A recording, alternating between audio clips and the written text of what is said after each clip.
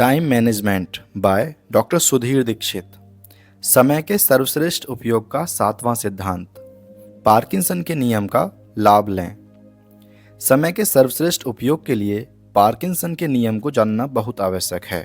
Parkinson का नियम है, काम उतना ही फैल जाता है जितना इसके लिए समय होता है।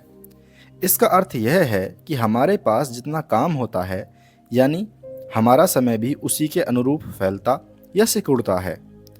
अगर हम कम समय में ज़्यादा काम करने की योजना बनाएंगे तो समय फैल जाएगा और वे सारे काम उसी अवधि में पूरे हो जाएंगे। दूसरी ओर, अगर हम उतने ही समय में कम काम करने की योजना बनाएंगे तो समय सिकुड़ जाएगा और उतनी ही अवधि में हम कम काम कर पाएंगे। इसलिए समय के सर्वश्रेष्ठ उपयोग का 7वां सिद्धांत है, पार्किंसन के नियम का लाभ लें। लक्ष्य जितना बड़ा होगा, उपलब्धि भी उतनी ही बड़ी होगी। एक दिवसीय क्रिकेट मैच का उदाहरण देखें। जब दूसरी टीम पहली टीम द्वारा निर्धारित लक्ष्य का पीछा करती है तो इस बात से फर्क नहीं पड़ता कि उसके सामने 50 ओवर के जीत के लिए 225 रन का लक्ष्य है या 275 रनों का। लक्ष्य चाहे जो हो, आमतौर पर उसे अंतिम 3-4 ओवर में ही हासिल किया जाता है।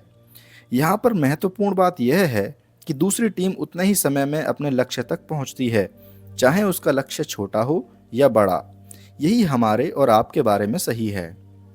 जो व्यक्ति बड़े लक्ष्य बनाता है वह अपने सीमित समय का सर्वश्रेष्ठ उपयोग करने में सफल हो जाता है, जबकि छोटे लक्ष्य बनाने वाला अपने समय का सीमित उपयोग ही कर पाता है। इसका एक और उदाहरण देखें। जब हम सैर सपाटा करने या लंबी छुट्टियां मनाने जाते हैं तो उससे कुछ दिन पहले हम अपने घर और ऑफिस के काम ताबड़तोड़ तरीके से निपटाने में जुट जाते हैं। उस सप्ताह में हम सामान्य से दुगुना या तिगुना काम कर लेते हैं। हम फटाफट काम करते हैं और कम समय में ज़्यादा काम करते हैं, क्योंकि हमें निश्चित समय सीमा में काम निपटाकर छुट्टियां मनाने जाना है। हमारे पास समय कम होता है और काम ज़्यादा, लेकिन चूंकि हमारे सामने स्पष्ट लक्ष्य होता है, इसलिए हम उसे हासिल कर लेते हैं और यह पार्किंसन के नियम की वजह से संभव हो पाता है।